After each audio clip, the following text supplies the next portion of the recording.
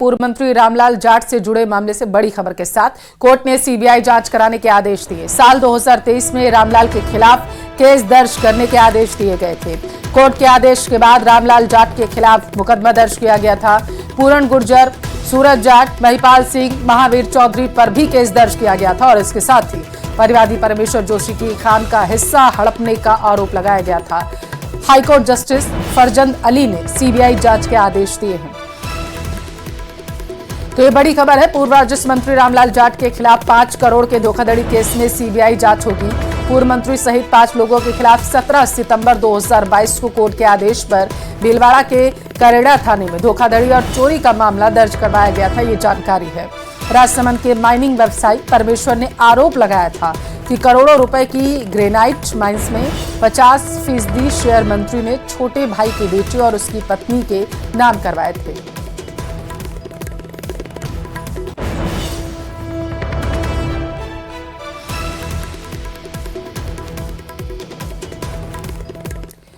हनुमानगढ़ विधायक गणेश राज बंसल द्वारा जाट समाज सहित अन्य जातियों पर मूल ओबीसी समाज का हक छीनने की टिप्पणी के बाद विवाद बढ़ गया। इस मामले में सर्व समाज ने आज हनुमानगढ़ के जिला कलेक्ट्रेट पर भारी संख्या में पहुंचकर प्रदर्शन किया। सभा पर विधायक पर कानूनी कार्रवाई की मांग रखी गई। इस दौरान प्रदर्शनकारियों ने कहा है कि विधायक गणेश राज बंसल अपनी राजनीति के लिए सर्व समाज के फूट डालने की कोशिश कर रहे हैं।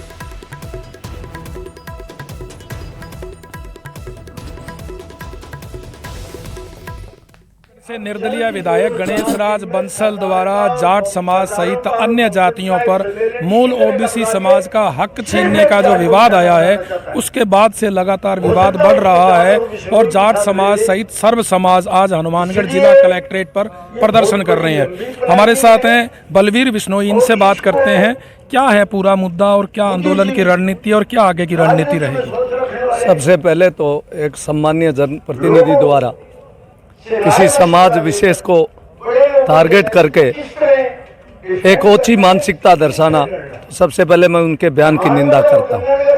आज हनुमानगढ़ कलेक्ट्रेट पर सर्व समाज द्वारा विधायक के उस बयान की निंदा के लिए और प्रशासन को चेतावनी देने के लिए कि अगर ऐसे व्यक्तियों पर अंकुश नहीं लगाती है, प्रशासन नहीं लगाता है, सरकार नहीं लगाती है, तो आगे आंदोलन उग्र रूप धारण करेगा। क्योंकि ये 36 बिरादरी के लोग मिलकर इस जिले में मुख्यतः जो खेती धंधा उस धंधे को करते हैं, सब मिलजुल कर करते हैं। लेकिन एक चुने हुए जनप्रतिनिधि द्वारा ऐसा बयान देना निंदनीय है, दुर्भाग्यपूर्ण। सर्व समाज का जो प्रदर्शन है, तो अभी मांग क्या है, मूल मांग क्या है इस मुद्दे में? इसमें सर्व समाज की जो मूल मांग है, पहले तो कि हम सब लोग जो मिलकर रहते हैं इस जिले में, 36 बिरादरी मिलकर रहते हैं, उनको हम बंटने नहीं देंगे। हमारा जो मूल उद्देश्य है वो किसी के राजनीतिक स्वार्थ के लिए हम इन समाजों को आपस में नहीं बंटने देंगे। दूसरा, अगर प्रशासन और सरकार इस पर कोई कार्रवाई नहीं करती है तो हम आगे आंदोलन करेंगे और हमारी जो मांग है कि इनके खिलाफ कार्रवाई की जाए। उधर पूर्व मंत्री शांति धारीवाल ने सदन में नौकरियों को लेकर सरकार को घेर लिया। धारीवाल ने कहा है कि महाकुंभ के दौरान प्रदेश सरकार ने नौकरियों का झूठा प्रचार किया। महाकुंभ में लगाए गए राजस्थान मंडप में नौकरियों के भ्रामक बड़े बड़े पोस्टर लगाए गए। कोटा से राजस्थान के युवा जब महाकुंभ स्नान करने गए तो पोस्टर देखकर भौचक्के रह गए कि राजस्थान में इतनी भर्तियां आखिर कब निकल गईं। धारीवाल के बयान पर सत्ता पक्ष के विधायकों ने भी बड़ा हंगामा किया। आपने अभिभाषण के पैरा 37 में लिखा कि एक साल में 59,236 पदों की नियुक्ति दे दी। 59,336 पदों की नियुक्ति दे दी। मेरा एक मित्र, उसके 2 लड़के अपने 5-6 साथियों के साथ कुंभ में गए।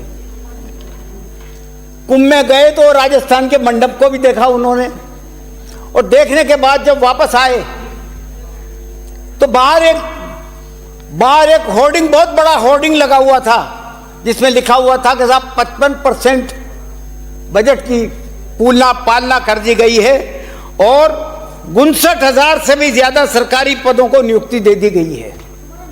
59,000 से भी ज्यादा सरकारी पदों पर नियुक्ति दे दी गई है उसके कदम वहीं ठिठक गए। वो आपस में चर्चा करने लगे, सब हताश हो गए कि हम भी राजस्थान में रहते हैं, कौन सी भर्तियाँ निकली भाई, न तो क्लर्क की निकली, एलडीसी की वैकेंसी निकली, नहीं क्या नाम है आपके पुलिस कांस्टेबल की निकली, नहीं आपके टीचर्स की निकली, और नहीं 4th क्लास की निकली, और नहीं सफाई कर्मचारियों की निकली। सबसे बड़ी नियुक्तियां कोटा नगर निगम बोर्ड की बैठक में हंगामा हुआ है। इस वक्त की बड़ी खबर आप तक पहुंचा रहे हैं। कांग्रेस और बीजेपी के पार्षद आमने सामने आ गए। सदन में पार्षदों ने एक दूसरे को तख्तियां दिखाई। भाजपा पार्षदों का आरोप कांग्रेस के महापौर की नहीं सुनी गई है। कांग्रेस के पार्षद लगातार उनकी नहीं सुनी गई, ऐसी जानकारी निकलकर सामने आ रही है। भाजपा पार्षदों का आरोप कांग्रेस के महापौर की नहीं सुन रहे हैं। कांग्रेस के पार्षद कोटा उत्तर नगर निगम पेश करने जा रहा है 700 करोड़ रुपए का बजट। ये बड़ी जानकारी निकलकर सामने आ रही। तस्वीरों में भी आप देख सकते हैं भारी हंगामा जो है बरपा गया है। ज्यादा जानकारी लेंगे, संवाददाता हिमांशु हमारे साथ जुड़ चुके हैं। हिमांशु, भाजपा पार्षदों ने बेहद गंभीर आरोप लगाया है, जरा आप विस्तार से बताइए।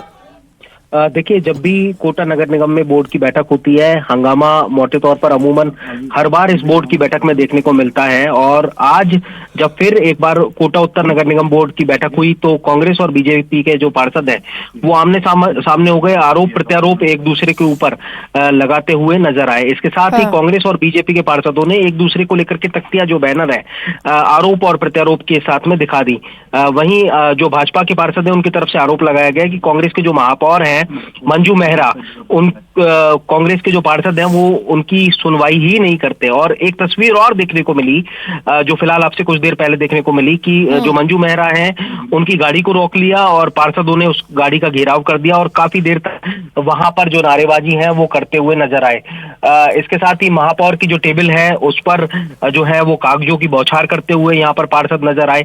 आपको बता दें कोटा उत्तर नगर निगम में आज 700 करोड़ का बजट जो है वो पेश हो रहा था, लेकिन पेश होने के साथ में अमूमन कहा जा सकता है कि कोटा नगर निगम में एक रवायत है कि जब भी इस बोर्ड का बैठक होती है और इस तरह से जो बैठक होती है तो बैठक के दौरान हंगामा देखने को मिलता है। तो आज भी उसी तरह का जो हंगामा है वो देखने को मिला। बिल्कुल, बहुत शुक्रिया हिमांशु, महत्वपूर्ण जानकारी साझा करने के लिए। उधर कोटा में एक बार फिर से कांग्रेस में अंतर्कलह सामने आ चुकी है। पार्टी के अंदर चल रही लड़ाई अब सड़क पर आ गई। दरअसल मौका कांग्रेस के कुछ पदाधिकारियों ने कार्यकर्ताओं के सम्मान समारोह का आयोजन किया था, लेकिन कार्यकर्ताओं के सम्मान के लिए आयोजित इस कार्यक्रम को कांग्रेस के पदाधिकारियों ने बीच सड़क पर ही आयोजित कर दिया। आयोजन के लिए कांग्रेस कार्यालय का गेट नहीं खोला गया, बल्कि गेट पर ताला जड़ दिया गया। देखो, परिस्थितियाँ होती है, शायद कोई मजबूरी रही होगी जिलाध्यक्ष जी की, तो किन्हीं कारणों ताला नहीं खुल पाया। लेकिन हम कार्यकर्ता का सम्मान करते हैं और कांग्रेस के कार्यकर्ता का सम्मान करने के लिए कार्यालय में करो या रोड पे करो, कहीं करो, हम सम्मान करने के लिए हर जगह हाजिर हैं। आज जिलाध्यक्ष रविंद्र जी त्यागी द्वारा जो कार्यक्रम को करने की अनुमति नहीं दी गई, ये कार्यक्रम कांग्रेस कार्यालय के अंदर होना चाहिए था। ये पार्टी, ये कार्यालय कांग्रेस के एक एक कार्यकर्ता का है, किसी व्यक्ति विशेष का नहीं है। जो अपनी अनुमति से ये चाहे, अपने हिसाब से चाहे, उस तरीके से हो सके। कांग्रेस का कार्यकर्ता अपने अनुमति के अपना निजी प्रोग्राम नहीं कर रहा था यहाँ पे। कोटा संभाग के सबसे बड़े एमबीएस अस्पताल में एक बार फिर से कर्मचारी की लापरवाही मरीज पर भारी पड़ चुकी है। दरअसल युवक सड़क हादसे में घायल हुआ, जिसके बाद उसके हाथ में प्लास्टर किया गया था। अस्पताल के कर्मचारी ने ब्लेड प्लास्टर के अंदर ही छोड़ दिया, जिसका खुलासा एक्सरे कराने पर हुआ। इस दौरान डॉक्टर ने उसे फटकार लगाई और अपनी गलती सुधारने के लिए हिदायत भी दी।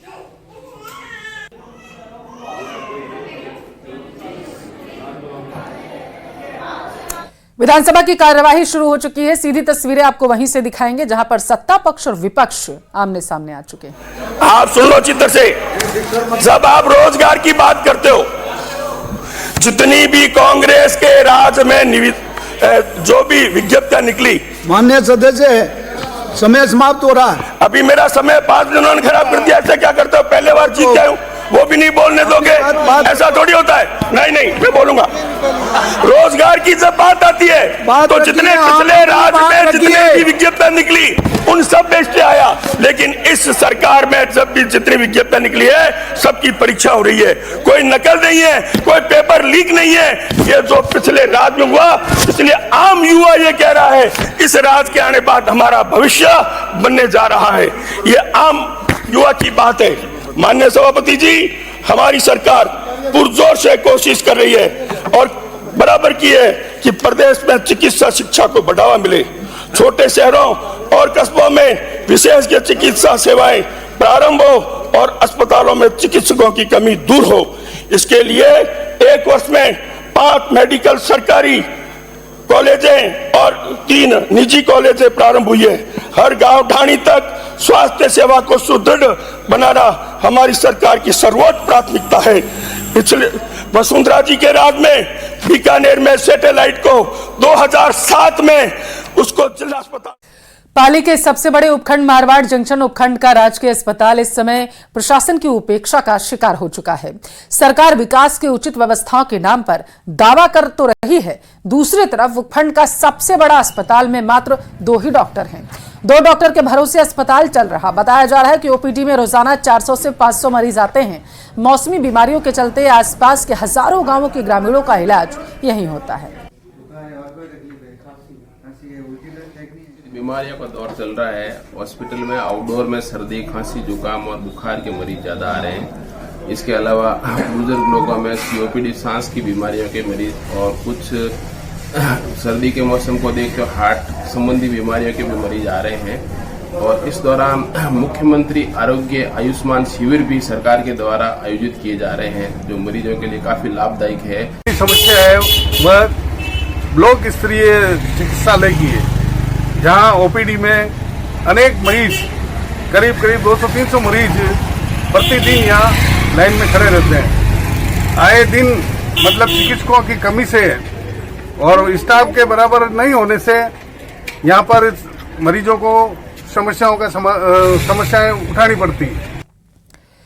कोटा यूनिवर्सिटी के परीक्षा परिणाम में गड़बड़ी को लेकर सवाई माधोपुर में एबीवीपी ने कलेक्ट्रेट पर विरोध जताया और परीक्षा नियंत्रक के नाम जिला कलेक्टर को ज्ञापन भी दिया।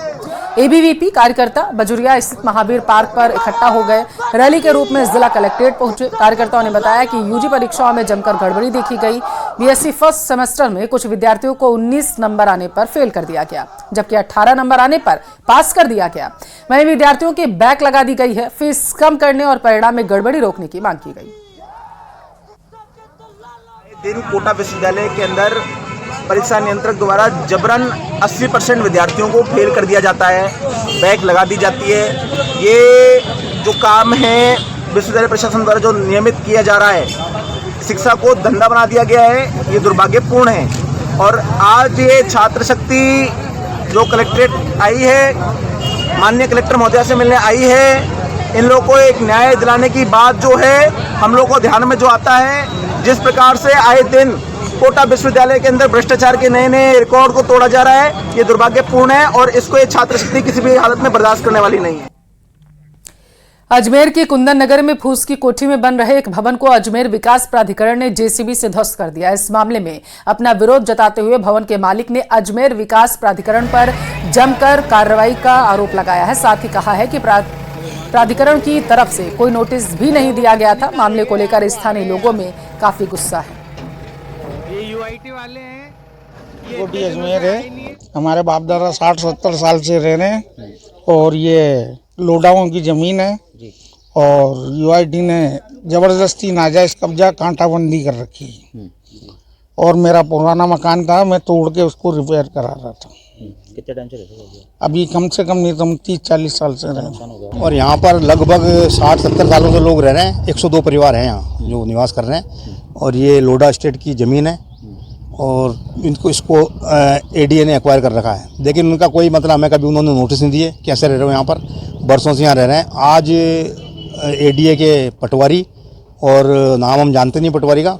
पटवारी और जो पुलिस जाप्ता था, 5-6 पुलिस वाले थे, वो आए जेसीबी लेके और बोले साहब आपकी शिकायत है, मकान नया बन रहा है, इसको तोड़ेंगे। जबकि ये मकान लगभग 25-30 साल पुराना है। पहले जो रेणु जयपाल जी के टाइम हमने इसमें वो कराई थी तारबंदी ज़मीन पे, उस टाइम वीडियोग्राफी में मकान है, तो इसके क्रैक वगैरह आ गए थे, इसमें पट्टियाँ टूट गई थी, तो इनके बेटे की शादी हुई थी, तो इसलिए रहने के हिसाब से इसको रिन्यूअल करा रहे थे। इन्होंने कोई शिकायत नहीं बताई, कुछ वो नहीं बताया कि हमें किसकी शिकायत है, और आगे जब वीडियो बनाने लगे तो सारे ये निकल लिए। धौलपुर के बसेड़ी थाना क्षेत्र में पुलिस ने बड़ी कामयाबी हासिल करते हुए हनी ट्रैप मामले में 1 महीने से फरार आरोपी को गिरफ्तार किया। 31 दिसंबर 2024 शिकायतकर्ता ने रिपोर्ट दर्ज कराई और उसके साथ सोशल मीडिया के जरिए दोस्ती कर उसे धौलपुर होटल में बुलाया गया था, जहां उसने शख्स का वीडियो बना लिया था और इसके बाद उसने युवक को ब्लैकमेल करते हुए पुलिस में रिपोर्ट दर्ज कराने की धमकी देकर 4 लाख रुपए की मांग की। 2 लाख रुपए हड़प भी लिए। पुलिस अब मामले की जांच कर रही है।